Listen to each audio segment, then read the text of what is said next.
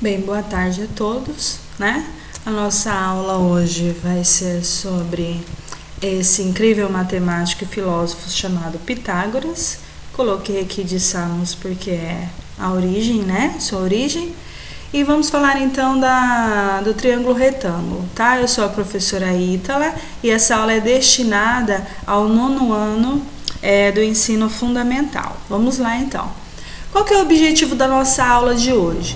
O objetivo é compreender a definição de um triângulo retângulo, certo? Conhecer um pouco da história da geometria produzida pelos egípcios, tá?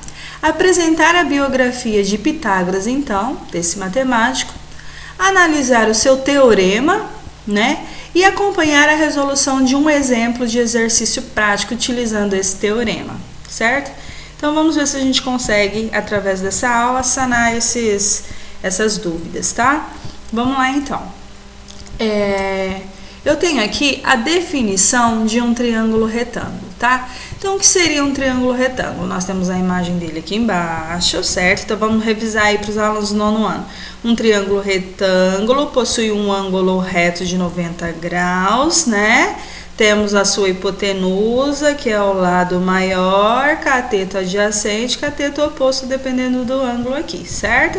Então, vamos lá. A letrinha A é definida pela hipotenusa, a letrinha B, cateto, e a letrinha C, cateto, certo? Lembrando que A, B, C são os vértices desse triângulo. Nós temos que no vértice A, então, um ângulo reto de 90 graus. No vértice B, nós temos um ângulo agudo, significa que esse ângulo ele é menor que 90 graus. E no ângulo C, ou no vértice C, nós temos um ângulo agudo também menor que 90 graus. Vamos lembrar também que a soma desse ângulo C, desse A e desse B tem que ser 180 graus. Então, é essa a definição do nosso triângulo retângulo. Correto? Não só do triângulo retângulo precisa ter 180 graus, mas como de todos os outros triângulos. A única diferença é que um dos seus ângulos tem que ter 90 graus. Consequentemente, os outros serão agudos, tá? Então, olha só, os lados de um triângulo retângulo recebem nomes especiais, tá? Estes nomes são dados de acordo com a posição em relação ao ângulo reto. Então, vamos lá. Como eu já havia dito, vou repetir então. Ao lado do ângulo, ao lado do oposto, ao lado oposto ao ângulo reto, nós chamamos de hipotenusa. Então, se o ângulo reto é o ponto A, o seu oposto é a hipotenusa, certo? Que seria essa semirreta A, tá? Depois, os ângulos ou os lados que formam o ângulo reto, nós vamos chamar de cateto adjacente a ele. Então, qual é o lado desse cateto, né? Ou ele é este, ou ele é este, né? Então, repetindo, os lados que formam o ângulo reto são adjacentes a ele, tá? Que são os catetos. Então, cateto B é um cateto adjacente e o cateto C também é um cateto adjacente porque está ao lado deste ângulo, tá? Claro que nós temos outras definições, se eu estivesse calculando um ângulo aqui, então, né? Mas a definição que nós temos é essa, tá? Então, vamos continuar aqui. Vamos começar a falar um pouquinho dos egípcios e a contribuição que eles deram, né, para a geometria em si. Então, aqui eu tenho uma fotinha dos famosos esticadores de cordas, né, que eles utilizavam, então, a corda para poder trabalhar com a geometria, né? De que maneira, né, eles faziam isso? Então, de acordo com os dados históricos, a geometria dos antigos egípcios estavam baseada em quem? Na pirâmide de base quadrada, né? Que são as famosas pirâmides do Egito. E como os egípcios faziam para obter esses ângulos, né? Um ângulo reto. Usavam cordas, certo? Com 12 nós. Os egípcios construíram um triângulo retângulo particular para obter os cantos em ângulos retos, tá? Esse triângulo particular tem então medida de 3 lados, 4 lados e 5 lados. Então, vamos ver aqui para a gente conseguir entender o que é essa corda de 12 nós, tá? Se vocês contarem, nós vamos ter 12 nozinhos nessa corda aqui, correto? Então, como o texto fala, eu tenho um lado com 3 unidades, então 1, 2, 3. Nós temos outro lado com 4 unidades, então aqui 1, 2, 3, 4. E nós temos um terceiro lado com 5 unidades. Então, tá aqui. 1, 2, 3, 4, 5. Tá? Então, nesse triângulo, o ângulo formado pelos dois lados menores seria o ângulo reto. Quais são os dois lados menores? O lado com 3 unidades, né? Que seria o segmento JA. E o lado com 4 unidades, que seria o segmento AK. Certo? Então, assim eles utilizavam, né, como não havia outros equipamentos de medição, como réguas, esquadros e assim por diante, fita métricas e tal, eles utilizavam o que eles tinham em mão, né? Então, vamos lá, um pouco mais de história. Numa plaqueta de argila encontrada em Susa, na região atual do Iraque, né? Mais para frente eu vou mostrar para vocês um mapinha. Pode estar o mais antigo exemplo conhecido do uso do Teorema de Pitágoras, então desse famoso matemático, certo? Trata-se de uma plaqueta originária do reino dos antigos babilônios, que existiu aproximadamente 1900 a 1600 anos antes de Cristo. Ora, como Pitágoras viveu no século, que século? 6 a.C., cabe a seguinte pergunta: por que seu nome está associado a um resultado que já era conhecido há mais de 1000 anos antes do seu nascimento, né? Antes de responder essa questão, seria interessante a gente conhecer um pouquinho da história da biografia de Pitágoras, certo? Dessa personagem histórica, porque daí a gente consegue fazer essas relações, tá? Então, vamos lá. Pitágoras nasceu na ilha de Samos, por isso então Pitágoras de Samos. Antigamente as pessoas recebiam o seu nome e logo em seguida a origem, né, o local do seu nascimento, na costa da Ásia Menor, por volta do ano ali de 572 a.C. Nessa época, Samos era uma rica cidade-estado mercantil. Mas talvez justamente por isso, sua vida intelectual era muito limitada. E apesar de viver ali muitos homens de talento, esse, de fato, aliado ao duro regime político sobre o qual Samos vivia, deve ter sido o motivo que levou Pitágoras, então, né, que sempre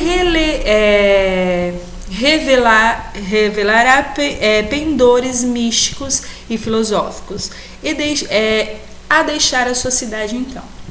Então, com 18 anos de idade, ele mudou para uma ilha de Lesbos, onde por 2 anos estudou filosofia. Então, né, não só matemática, como filosofia e outras áreas do conhecimento também, né?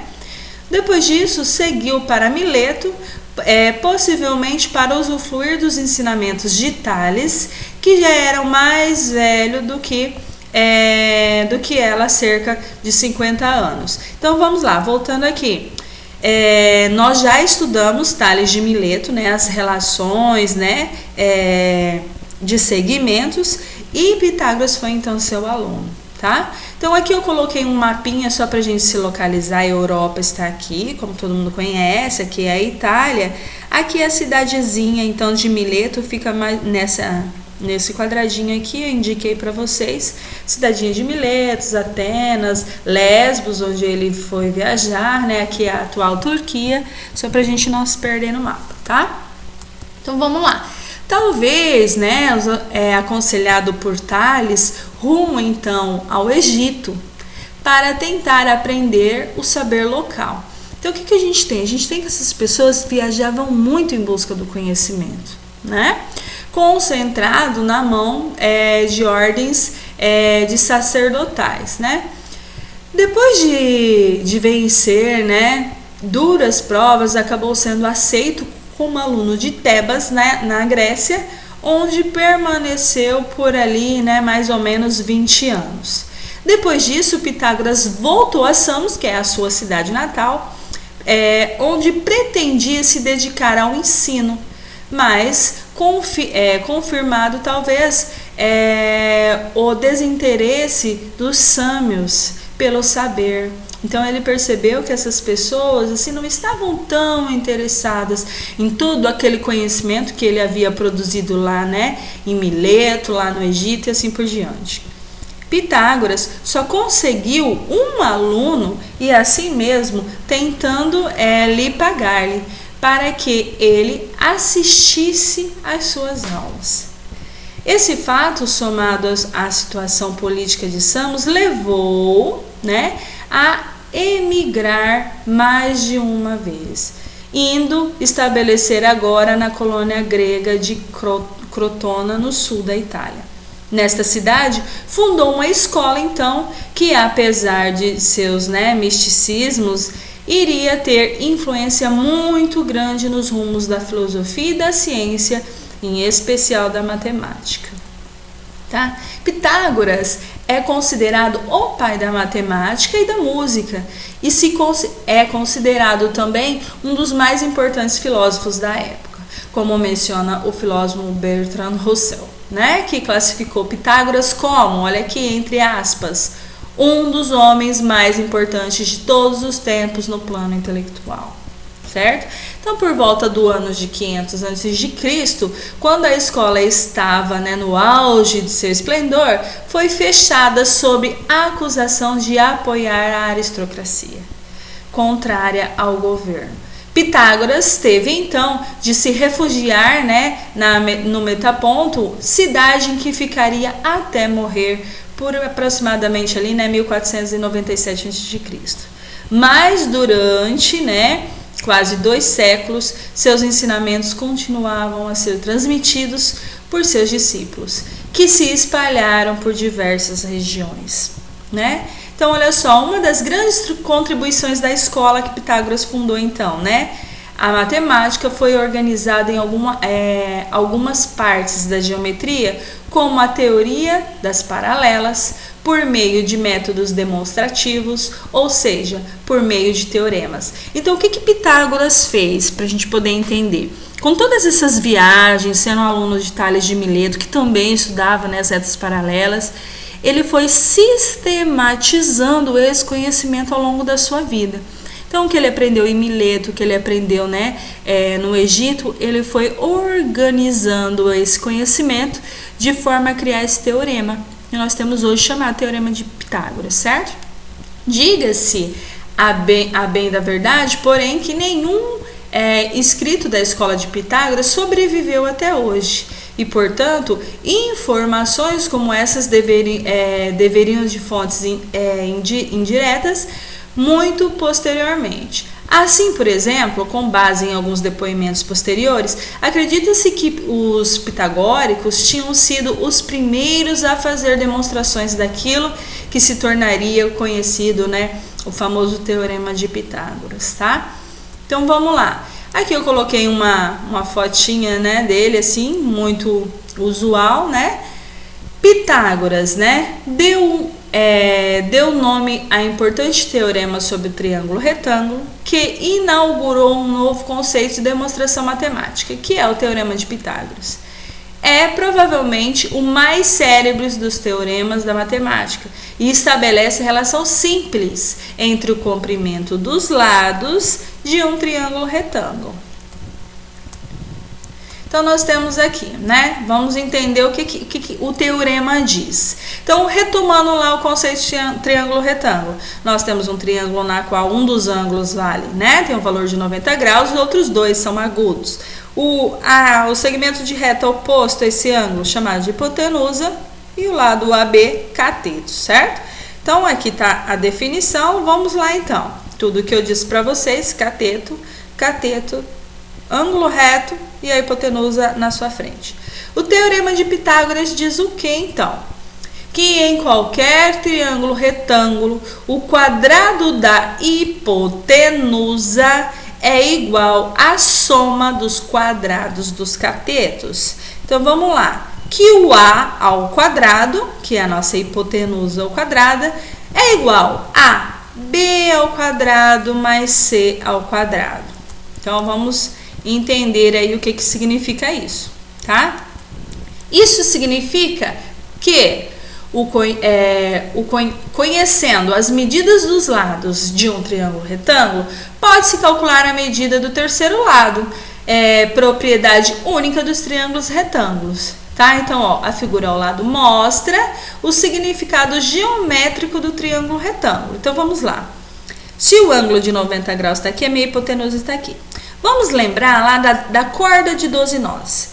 1, 2, 3, certo? Então, se eu formasse aqui um quadrado de 3 por 3, eu teria uma área de 9, vamos supor que seja centímetros quadrados, 9 centímetros quadrados, correto? Vamos olhar então o cateto B. 1, 2, 3, 4, formando um quadrado aqui, né? Eu tenho uma área de 16 centímetros ao quadrado. 4 vezes 4, 16. E qual a relação que nós podemos entender? Bom, a hipotenusa ela é sempre o lado maior. Então, vamos lá. 1, 2, 3, 4, 5. Se eu formar um quadrado aqui, eu tenho uma área de 5 vezes 5, 25. O que a gente consegue entender do teorema? O teorema não é que a ao quadrado é igual a b ao quadrado mais c ao quadrado? Se ele é igual, quanto é 16 mais 9? 16 mais 9 dá 25. Exatamente a área deste quadrado, correto? Então, vamos ver aqui nesse exemplozinho. Eu virei, né, para a gente poder entender o que eu acabei de falar. 9 centímetros quadrados, 16 centímetros quadrados, correto? Se eu pegar aqui esses meus 16, observe que eu separei em cores azul e laranjado, tá? Se eu colocar, então, dentro do meu quadrado maior os 16, olha só, sobrou. Sobrou quanto? Exatamente 9 unidades. Então, olha aqui, se eu tirar essas 3 unidades e encaixar ela aqui, depois eu tiro mais 3 unidades e encaixo aqui, e por último as outras 3 encaixo aqui. Eu percebo que o meu quadrado maior, que é do lado da hipotenusa, ele foi completamente preenchido pelo quadrado menor de 3, vezes 3, 9, e pelo quadrado menor aqui de 4 vezes 4, 16. Então, na explicação eu tenho aqui 9 centímetros, que é do lado C, mais 16 centímetros, que é do lado B. 9 mais 16, 25 centímetros quadrados, que é a área deste quadrado, correto? Então, vamos lá, para um exemplo prático aqui. Calcule o valor de y. Eu coloquei um exercício mecânico, tá? Que é para a gente poder, desculpa, entender melhor como que funciona esses quadrados. Então, eu tenho aqui, vamos identificar onde está a hipotenusa. Primeiro, eu olho o meu ângulo reto, 90 graus. Então, a hipotenusa fica na frente. Quanto vale? 7 raiz de 2. Depois, eu tenho os catetos aqui, na qual um vale 7 e outro vale y. O que isso significa? Que y vezes y mais 7 vezes 7 tem que caber aqui em 7 raiz de 2 vezes 7 raiz de 2, correto? Então, vamos lá para o cálculo. A hipotenusa é sempre o lado oposto ao ângulo maior. Então, nós temos que A vale 7 raiz de 2, B vale 7 e C vale y. Jogando na nossa fórmula, nós temos que 7 raiz de 2 ao quadrado é igual a 7 ao quadrado mais y ao quadrado, certo? Então, vamos lá. Lembrando da propriedade de potência aqui. 7 vezes 7, 49. Vou cortar aqui raiz com com a expoente, né? Porque são operações inversas. Então, cortando raiz com a minha potência, vai sobrar 2. 2 está aqui, correto? Isso aqui é igual a 7 vezes 7, 49, y vezes y ao quadrado. Então, nós temos aqui, né, uma equaçãozinha, né? Onde 98 é igual a 49 mais y ao quadrado. Então, como queremos achar o valor de y, devemos isolar essa variável, né, em um lado da igualdade. E para isso, nós iremos jogar o 49 para o outro lado, ou somar, né, 49 dos dois lados, né? Então, faz aqui o processo que vocês são acostumados a fazer. Então, nós temos que 98 menos 49 é igual a y ao quadrado. Diminuindo aqui, eu tenho 99. Lembra aqui que eu cortei a raiz com o expoente, porque são operações inversas, né? Então, se aqui eu pude cortar, o que eu faço com esse expoente aqui? Eu transfiro ele, né, como raiz, porque são operações inversas, né? Então, qual é a raiz? Aqui eu deixei a explicação, mas vamos direto aqui. Qual é a raiz de 49? Mais ou menos 7. Como nós estamos trabalhando com o comprimento e o comprimento vai admitir aqui somente respostas positivas, nós temos então que o y vale 7. Então, voltando aqui, esse y vale 7. Isso significa o quê? Que 7 vezes 7 é 49, 7 vezes 7 é 49 e 49 mais 49 é igual a essa área que tem 7 raiz de 2 vezes 7 raiz de 2, correto? Então, o Teorema de Pitágoras diz exatamente isso, tá, pessoal? E aqui eu coloquei só para fechar uma brincadeirinha, né? Pitágoras limpa isso e aí a gente consegue observar aqui algumas de suas teorias nos seus desenhos, tá? Espero que tenham compreendido. Foi uma aula praticamente histórica com um único exemplo e a partir daqui, então, eu introduziria outros exemplos de aplicação, tá? Exercícios de aplicação e, claro, que os alunos iriam, então, estar resolvendo esses exercícios, tanto mecânicos como aplicados, né, a alguma situação cotidiana, tá? Muito obrigada, tchau!